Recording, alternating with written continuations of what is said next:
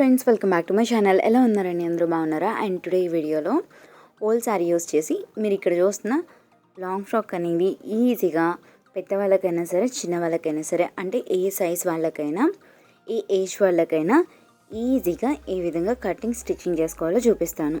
డ్రెస్కి మొత్తం 5.5 metres fabric పట్టిందండి. అంటే నేను శారీ వైజ్ యూస్ చేశాను కదా, ఒకవేళ ఫ్యాబ్రిక్ ఎవరైనా తీసుకోవాలి అంటే కనుక 5.5 మీటర్స్ ఫ్యాబ్రిక్ పడుతుంది. లేట్ చేయకుండా ఏ విధంగా కట్ చేయాలో చూద్దాం.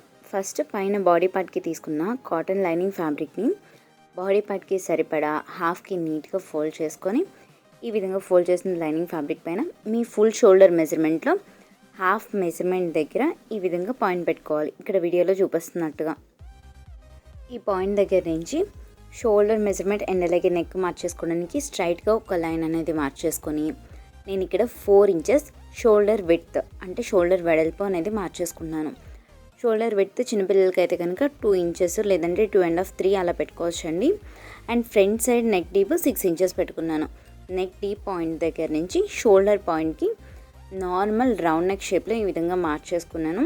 ఇప్పుడు ఆర్మ్ హోల్ షేప్ మార్చేయడానికి ఆర్మ్ హోల్ రౌండ్ లూజ్లో నుంచి హాఫ్ మెజర్మెంట్ తీసుకున్న హాఫ్ మెజర్మెంట్లో ఒక హాఫ్ ఇంచ్ తగ్గించి ఈ విధంగా పాయింట్ పెట్టి ఆ పాయింట్ని కలుపుకుంటూ షోల్డర్కి ఈ విధంగా ఎల్ షేప్లో మార్క్ చేసుకోవాలి. ఈ ఎల్ షేప్కి కార్నర్లో ఒక హాఫ్ ఇంచ్ దగ్గర ఒక పాయింట్ పెట్టుకోవాలి. అండ్ అలాగే ఈ స్ట్రైట్ లైన్లో కరెక్ట్గా మధ్యకు ఒక పాయింట్ పెట్టి ఈ పాయింట్ దగ్గర నుంచి లోపల పక్కకి ఒక హాఫ్ ఇంచ్ దగ్గర ఒక పాయింట్ పెట్టుకోవాలి. ఇప్పుడు ఈ పాయింట్స్ని కలుపుకుంటూ ఆర్మ్ హోల్ షేప్ అనేది ఇక్కడ వీడియోలో చూపిస్తున్న విధంగా మార్చేసుకోవాలి. ఇది front side arm hole shape అనమాట. అండ్ షోల్డర్ పైన ఒక హాఫ్ ఇంచ్ ఎక్స్ట్రా ఖర్చు కోసం మార్చేసాను. ఇప్పుడు బాడీ లెంత్, మీ ఫుల్ బాడీ లెంత్ ఎంతైతే కావాలి అనుకుంటారో దానికన్నా ఒక హాఫ్ ఇంచ్ ఎక్స్ట్రా ఖర్చుల కోసం పెట్టి మార్చేసుకోవాలన్నమాట. ఈ విధంగా లెంత్ అనేది మార్చేసుకొని తర్వాత చెస్ట్ రౌండ్ లూజ్, మీ చెస్ట్ రౌండ్ లూజ్ ఎంతైతే ఉంటుందో దాన్ని డివైడెడ్ బై 4 చేసుకొని ఈ విధంగా పాయింట్ పెట్టుకోవాలి. అండ్ ఇదే విధంగా నడుం రౌండ్ లూజ్లో నుంచి డివైడెడ్ బై 4 చేసుకొని ఈ విధంగా పాయింట్ పెట్టి ఈ పాయింట్స్ రెండింటిని కలిపి ఒక 2 ఇంచెస్ ఎక్స్ట్రా ఖర్చుల కోసం ఈ విధంగా మార్చేసుకోవాలి. ఇప్పుడు చుట్టూరు అవుట్లైన్ అనేది సేమ్ మీకు ఏ విధంగా అయితే చూపించానో అదే విధంగా కట్ చేసుకున్నాను ఫ్రంట్ సైడ్ పార్ట్ది. ఇప్పుడు బ్యాక్ సైడ్ పార్ట్ కట్ చేయడానికి మళ్ళీ లైనింగ్ ఫ్యాబ్రిక్ని సేమ్ అదే విధంగా ఫోల్డ్ చేసుకొని, ఫోల్డ్ చేసిన లైనింగ్ ఫ్యాబ్రిక్ పైన కట్ చేసుకున్న ఫ్రంట్ సైడ్ పార్ట్ని నీట్గా పెట్టుకొని neck, shoulders, arm whole including ఖర్చు పాయింట్స్తో సహా మార్చేసుకోవాలి. ఫ్రంట్ పార్ట్కి బ్యాక్ పార్ట్కి నెక్, ఆర్మ్ హోల్ చేంజెస్ ఉంటాయండి. సో ఈ విధంగా మార్చేసుకొని ఫ్రంట్ సైడ్ పార్ట్ని తీసేసి ఇప్పుడు బ్యాక్ సైడ్ పార్ట్లో చేంజెస్ అనేది చేసుకోవాలి. నెక్ డిప్ బ్యాక్ సైడ్ది మార్చేయడం కోసం షోల్డర్ పాయింట్ని స్ట్రైట్గా లైన్ మార్చేసుకొని 3 ఇంచెస్ నెక్ డిప్ పెడతాను. చిన్నపిల్లలకి 2 ఇంచెస్ అలా సరిపోతుంది. ఇది బోట్ నెక్ పెట్టేసి తర్వాత హోల్ పెడతాను అనమాట. సో 3 ఇంచెస్ దాకా బోట్ నెక్ షేప్ కోసం మార్చేసి నెక్ పాయింట్ కలిపాను. అండ్ ఖర్చులు ఉన్న దగ్గర నుంచి ఆర్మ్ హోల్ షేప్ పైన షోల్డర్ దాకా ఒక హాఫ్ ఇంచ్ బయట పక్కకు ఉండే విధంగా మార్చేసి చుట్టూరు అవుట్లైన్ మొత్తం కట్ చేసుకోవాలి. బ్యాక్ సైడ్ పార్ట్కి ఆర్మ్ హోల్ లో అనేది ఉండదు, ఫ్రంట్ సైడ్ పార్ట్కి ఆర్మ్ హోల్ లో ఉంటుంది. అండ్ ఇప్పుడు లైనింగ్ ఫ్యాబ్రిక్ కన్నా మెయిన్ ఫ్యాబ్రిక్ ఎక్స్ట్రా ఉండే విధంగా కట్ చేసుకున్నాం.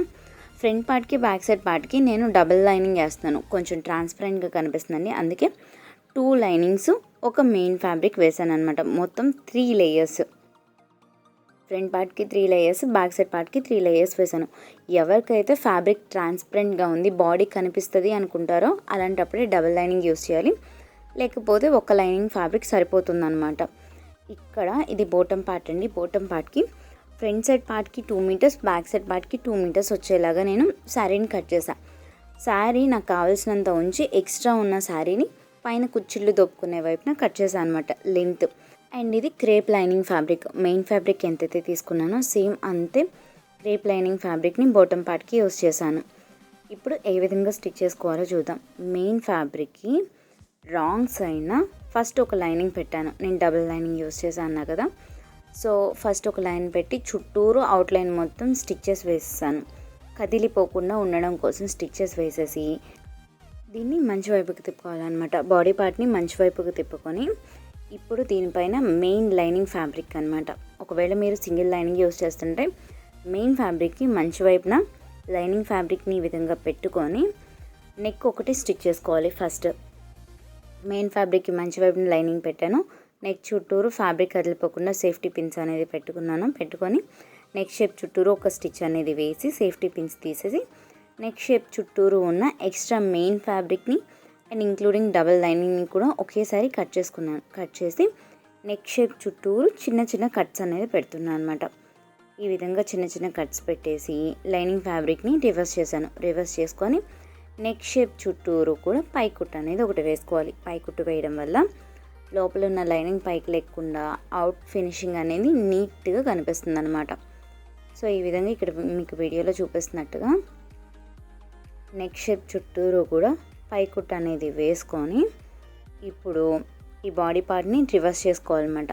లైనింగ్ ఉండే వైపుకి తిప్పుకొని షోల్డర్స్ ఆర్మ్ హోల్స్ ఉండే దగ్గర ఈ సెకండ్ లైనింగ్ కూడా చుట్టూరు అవుట్లైన్ స్టిక్ చేసుకోవాలి. మీరు సింగిల్ లైనింగ్ యూస్ చేసినా కూడా సేమ్ ఇదే మెథడ్. రాంగ్ సైడ్లో ఉన్న లైనింగ్ ఫ్యాబ్రిక్కి మెయిన్ ఫ్యాబ్రిక్కి కలిపి స్టిచ్ చేసి ఎక్స్ట్రా ఉన్న మెయిన్ ఫ్యాబ్రిక్ ఉంటుంది కదా దాన్ని కట్ చేసేసుకోవాలన్నమాట. సేమ్ ఇదే విధంగా ఇంకొక హ్యాండ్కి కూడా కట్ చేసేసుకొని ఇప్పుడు బ్యాక్ సైడ్ పార్ట్ని ఏ విధంగా అయితే స్టిచ్ చేసామో సేమ్ ఇదే విధంగా ఫ్రంట్ సైడ్ పార్ట్ని కూడా నేను స్టిచ్ చేసుకున్నాను. ఫ్రంట్ సైడ్ నార్మల్ రౌండ్ నెక్కే కదండి. So arm holes, shoulder and neck part మొత్తం బ్యాక్ పార్ట్ ఏ విధంగా అయితే స్టిచ్ చేసామో అదే విధంగా ఫ్రంట్ సైడ్ పార్ట్ని కూడా కట్ చేసుకున్నా. సేమ్ 3 లైనింగ్స్ వేసాను నేను. ట్రాన్స్పరెంట్ కనిపించకపోతే ఒక లైనింగ్ వేస్తే సరిపోతుంది. ఇప్పుడు బ్యాక్ సైడ్ పార్ట్కి హోల్ పెట్టడం కోసం బక్రమ్ షీట్ తీసుకున్నాను అనమాట. బక్రమ్ షీట్ ఇది మీకు ఫ్యాన్సీ స్టోర్స్లో ఈజీగా దొరుకుతుందండి. 70 రూపీస్ అలా ఉంటుంది 1 మీటర్ వచ్చేసి. సో బక్రమ్ షీట్ని బ్యాక్ సైడ్ పార్ట్ హోల్కి సరిపోయేంత వరకు హాఫ్కి నీట్గా ఫోల్డ్ చేసుకొని 3 ఇంచెస్ విడ్త్ 6 ఇంచెస్ లెంత్ ఉండే విధంగా కట్ చేసుకున్నాను. ఈ విధంగా ఉన్న బక్రమ్ షీట్ని హాఫ్కి నీట్గా పెన్సిల్ మార్క్ పడే వైపున, ఒక వైపున పెన్సిల్ మార్క్ పడుతుందండి బక్రమ్ షీట్కి, ఒక వైపునేమో చాలా స్మూత్గా షైనీగా ఉంటుంది. సో పెన్సిల్ మార్క్స్ పడే వైపున ఇక్కడ నేను whole length back side whole shape length 4.5 inches పెడతాను. పైన కింద కూడా బక్రమ్ షీట్ కొంచెం వదిలేసి మిడిల్లో ఈ విధంగా 4.5 ఇంచెస్కి లెంత్ పాయింట్ అనేది పెట్టుకొని మీరు ఎంత లెంత్ అయితే పెడతారో హోల్ దానికి కరెక్ట్గా మిడిల్లో ఒక పాయింట్ పెట్టుకోవాలి. ఈ విధంగా ఈ మిడిల్ పాయింట్ దగ్గర నుంచి నేను హోల్ షేప్ విడ్త్ అనేది 1 ఇంచ్ పెడుతున్నాను. 1 ఇంచ్ దగ్గర పాయింట్ పెట్టుకొని ఈ పాయింట్ దగ్గర నుంచి పైన వైపుకి కింద వైపుకి ఈ విధంగా పైన చివరికి ఈ లెంత్ ఉన్న పాయింట్స్ రెండింటికి కూడా ఈ విధంగా కలుపుకొని హోల్ షేప్ని చుట్టూరు అవుట్లైన్ ఒక 1 ఇంచ్ ఎక్స్ట్రా ఉండేలాగా బక్రమ్ షీట్ చుట్టూరు అవుట్లైన్ ఒక 1 ఇంచ్ ఎక్స్ట్రా ఉండేలాగా మార్క్ చేసుకొని షేప్ మొత్తాన్ని కట్ చేసుకోవాలన్నమాట. ఈ విధంగా ఇక్కడ వీడియోలో చూపించినట్టుగా. సో అర్థమైంది కదా. బ్యాక్ సైడ్ హోల్ షేప్ కోసం బక్రమ్ షీట్ని ఈ విధంగా కట్ చేసుకున్నాను. కట్ చేసుకొని ఇప్పుడు బక్రమ్ షీట్కి షైన్ ఉండే వైపు, ఎటువైపు అయితే షైనీగా స్మూత్గా ఉంటుందో అటువైపున లైనింగ్ ఫ్యాబ్రిక్ బక్రమ్ షీట్కి స్మూత్గా షైనీగా ఉండే వైపున లైనింగ్ ఫ్యాబ్రిక్ ఉండే విధంగా పెట్టుకొని హోల్ షేప్ కన్నా కొంచెం పెద్దగా ఉండే లైనింగ్ ఫ్యాబ్రిక్ని పెట్టి నీట్గా ఐరన్ చేయాలి. ఐరన్ చేయడం వల్ల బక్రమ్ షీట్ అనేది ఫ్యాబ్రిక్కి అతుక్కుపోతుంది, ఊడకుండా నీట్గా ఉంటుంది. ఇప్పుడు చుట్టూరు అవుట్లైన్ ఒక 1/2 ఇంచ్ ఉండేలాగా లైనింగ్ ఫ్యాబ్రిక్ కట్ చేసుకొని ఆ లైనింగ్ ఫ్యాబ్రిక్ని నీట్గా చివర్లో మొత్తం ఫోల్డ్ చేసుకొని ఈ విధంగా స్టిచ్ చేసుకున్నాను అనమాట. స్టిచ్ చేసుకొని ఇప్పుడు కరెక్ట్గా మిడిల్ పాయింట్ ఏది అని మధ్యకి ఈ విధంగా మార్క్స్ అనేది పెట్టుకున్నాను. ఈ విధంగా మార్క్స్ పెట్టి కరెక్ట్గా మిడిల్కి లోపల పక్కకి ఈ విధంగా హాఫ్కి ఫోల్డ్ చేసుకోవాలి. అండ్ ఈ హోల్ షేప్ని ఇప్పుడు మనం రెడీ చేసుకున్న బ్యాక్ సైడ్ పార్ట్ ఉంది కదా, చుట్టూరు అవుట్లైన్స్ స్టిచ్ చేసిన బ్యాక్ సైడ్ పార్ట్, ఈ బ్యాక్ పార్ట్ని ఈ విధంగా కరెక్ట్గా నీట్గా మధ్యకి ఫోల్డ్ చేసుకోవాలి. ఆర్మ్ హోల్స్ 2 ఈక్వల్గా ఉండేలాగా చూసుకుంటే మీకు ఈజీగా తెలుస్తుంది. ఈ విధంగా ఫోల్డ్ చేసుకొని కరెక్ట్గా మధ్యకి ఒక లైన్ అనేది మార్చేసుకోవాలి. బ్యాక్ పార్ట్కి మిడిల్ లైన్ అనమాట ఇది. ఈ లైన్ మీద కరెక్ట్గా మనం తీసుకున్న హోల్ షేప్ వచ్చే విధంగా పెట్టుకోవాలి. ఈ మిడిల్ పాయింట్ పైన ఈ హోల్ పార్ట్ని, ఈ బక్రమ్ షీట్ని హాఫ్కి నీట్గా ఈ విధంగా ఫోల్డ్ చేసి వీడియోలో నేను చూపిస్తున్న విధంగా కరెక్ట్గా ఆ మిడిల్ లైన్ పైన పెట్టుకొని ఈ విధంగా ఓపెన్ చేసేసి ఈ హోల్ పార్ట్ జరిగిపోకుండా ఉండడం కోసం నీట్గా హోల్ షేప్ చుట్టూరు కూడా సేఫ్టీ పిన్స్ అనేది పెట్టుకోవాలి. సో అర్థమవుతుంది కదండి. ఎవరికైనా ఏదైనా డౌట్స్ ఉంటే ఇంకా కామెంట్ సెక్షన్లో కామెంట్ చేస్తే రిప్లై ఇస్తాను. ఇప్పుడు ఈ విధంగా సేఫ్టీ పిన్స్ పెట్టిన తర్వాత కరెక్ట్గా బక్రమ్ షీట్ని ఆనుకొని బక్రమ్ షీట్ పక్కనే క్లాత్ పైన స్టిచ్ అనేది వేసుకోవాలన్నమాట.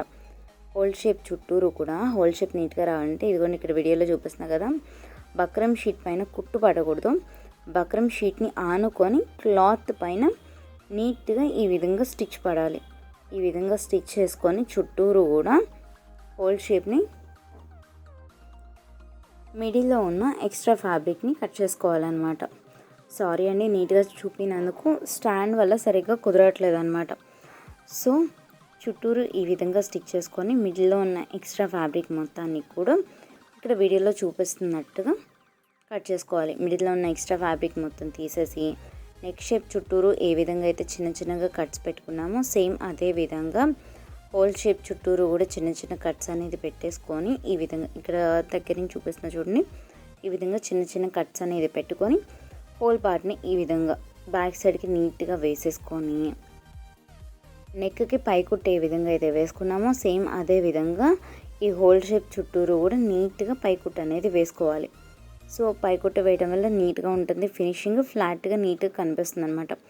ఇప్పుడు ఈ విధంగా రెడీ చేసిన బ్యాక్ సైడ్ పార్ట్ పైన ఫ్రంట్ సైడ్ పార్ట్ని నీట్గా ఈ విధంగా పెట్టుకొని షోల్డర్స్ రెండు జాయింట్ చేసుకోవాలి ఇక్కడ వీడియోలో చూపిస్తున్నట్టుగా.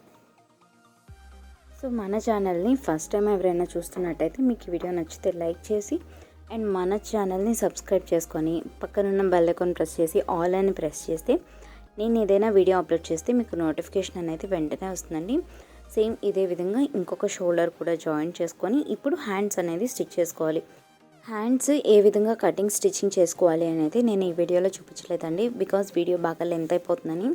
So hands cutting stitching video upload చేసిన వెంటనే ఈ వీడియో కింద డిస్క్రిప్షన్లో లింక్ ఇస్తాను. ఆ లింక్ పైన క్లిక్ చేస్తే హ్యాండ్స్ కటింగ్ స్టిచ్చింగ్ వీడియో అని లింక్ ఇస్తాను. ఆ లింక్ పైన క్లిక్ చేస్తే మీరు హ్యాండ్స్ ఏ విధంగా కటింగ్ స్టిచ్చింగ్ చేయాలో చూడొచ్చు.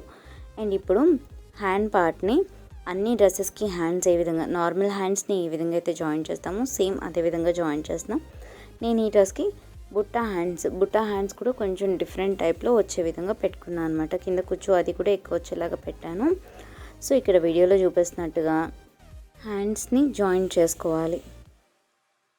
సో ఈ విధంగా స్లోగా నీట్గా హ్యాండ్స్ రెండింటిని జాయిన్ చేసుకోవాలి.